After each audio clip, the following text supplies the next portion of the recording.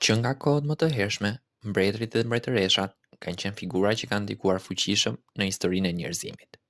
Ata kanë udhëhequr perandori, kanë nisur luftëra, kanë nënshkruar paqe dhe kanë lënë trashëgimi që ende ndihet sot. Por, përveç veprave të tyre, shumë prej tyre njihen edhe për emrat që mbajnë. Emra, të cilët për shekuj janë përsëritur, janë bërë sinonim i pushtetit dhe sot i gjejmë si frymëzim për prindrit në mbar botën. Në këtë video do të zbulojmë emrat më të famshëm të mbretërve dhe mbretëreshave, kuptimin e tyre dhe pse mbeten të paharruar.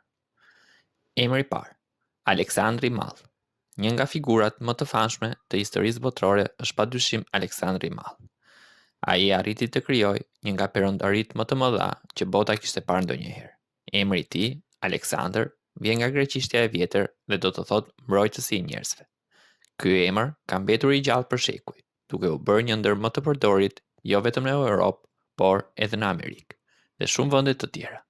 Aleksandri mbetet simbol i guximit, vizionit dhe leadershipit. Emri i dytë, Kleopatra. Nga emrat femëror, një nga më të njohurit është padyshim Kleopatra 7, mbretëresha e fundit e Egjiptit të lashtë. Ajo u bë simbol i zgjuarësisë, bukurisë dhe pushtetit femëror. Emri Kleopatra ka origjinë greke dhe do të thotë lavdia e atit. Figura e saj u lidh me Romën e lashtë përmes marrëdhënieve me Jul Cezarin dhe Mark Antonin, dhe mbeti e përjetësuar si një nga mbretëreshat më karizmatike që ka njohur historia. Sot, emri Kleopatra përfaqëson fuqinë dhe elegancën femërore. Emri i tretë, Elizabeta. Mbretëresha Elizabeth e Anglisë e njohur si mbretëresha e Vigjeresh dhe mbretëresha Elizabeta II, e cila sundoi për më shumë se 70 vite, ka bërë këtë emër të pavdekshëm. Emri Elizabeth rrjedh nga hebraishtja Elishabe dhe do të thotë Zoti është betimi im. Në përshekuj, ky emër është bërë sinonim i stabilitetit, mençurisë dhe qëndrueshmërisë. Vet Elisabeta II u bë një figurë botërore e respektuar për përkushtimin e saj ndaj detyrës. Emri i katër, Ludoviku. Në Francë, emri më i lidhur me mbretërinë është padyshim Ludovik. Janë mbi 18 mbretër francezë që kanë mbajtur këtë emër. Ndërta, më i njohuri është Ludoviku 14, i quajtur edhe Dielli i mbret, i cili sundoi për 72 vite, sundimi më i gjatë në historinë europiane. Emri Ludovik rrjedh nga gjermanishtja e vjetër dhe do të thotë luftëtar i famshëm. Në Francë, ky emër është bërë simbol i aristokracisë dhe fuqisë. Emri i pestë, Victoria. Emri Victoria është bërë i famshëm përmes mbretëreshës Victoria të Britanisë, e cila sundoi nga viti 1837 deri në vitin 1901. Epoka viktoriane është sinonim i zhvillimeve të mëdha industriale, shkencore dhe koloniale. Emri Victoria vjen nga latinishtja dhe do të thotë fitore.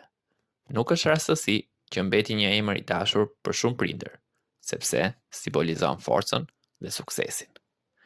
Emri i gjashtë, Henrik. Në historinë e Anglisë, emri Henrik ka një vend të veçantë. Ka pasur 8 mbretër me këtë emër, ku më i famshmi mbetet Henrik VIII, i njohur për martesat e shumta dhe për shkëputjen e Anglisë nga Kisha Katolike. Emri Henrik ka origjinë gjermane dhe nënkupton udhëheqës i shtëpisë. Ky emër lidhet me autoritetin dhe transformimet e mëdha historike. Emri i shtatë, Karli. Në historinë franceze dhe britanike, emri Karli është i përhapur.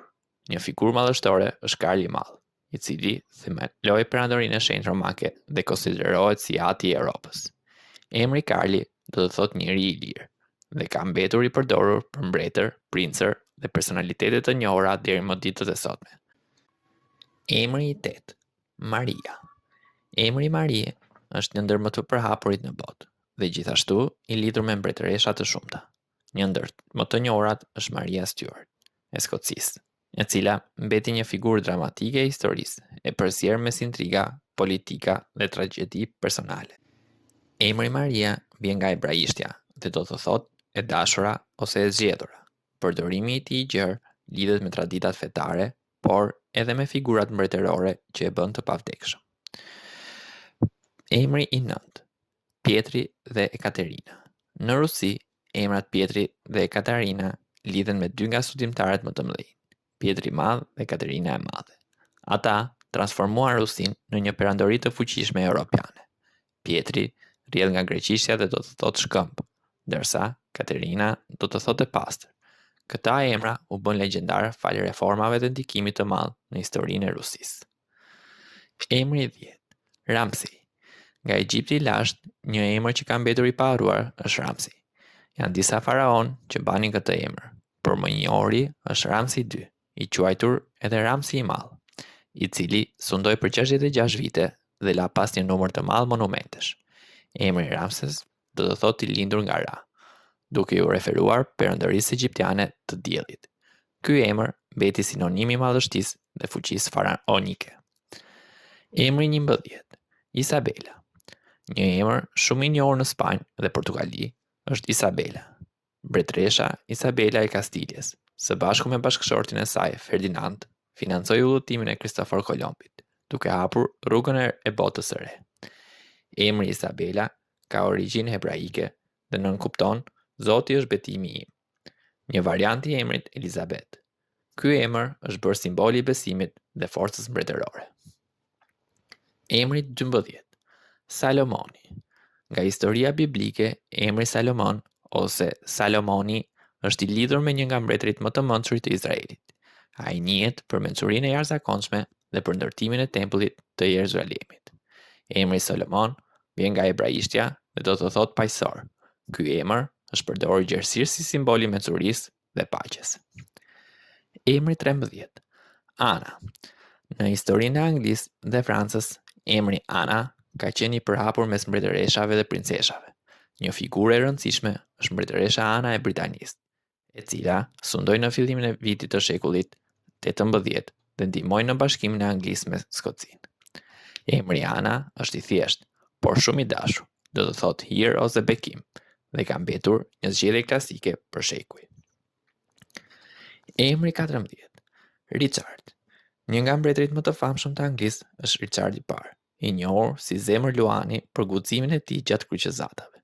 Emri Richard do të thotë udhëheqës i fuqishëm dhe ka mbetur simbol i guximit dhe trimërisë.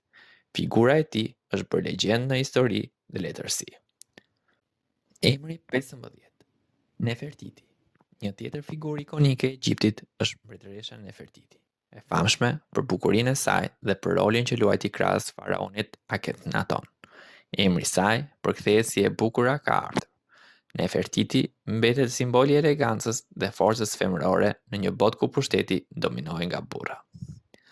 Nga Aleksandri i Madh e deri te Elizabeta II, nga Ramsesi e deri te Victoria, historia është e mbushur me mbretër e mbretëresha, që jo vetëm lanë pas një trashëgimi të fuqishme, por edhe emra që mbeten përjetësisht të njohur. Këta emra nuk janë thjesht fjalë, ata janë simbole pushteti, guximi, mençurie dhe elegance. Sot, kur dëgjojmë dikë që quhet Alexander, Elizabeth apo Victoria, menjëherë na kujtohen figura madhështore historike. Ky udhëtim nëpër emrat mbretëror na kujton se, edhe pse kohët ndryshojnë, forca e emrit dhe historisë mbetet e pavdekshme. Nëse ju pëlqejnë videot tona, ju ftojmë të na bëni like, comment, share dhe subscribe. Faleminderit.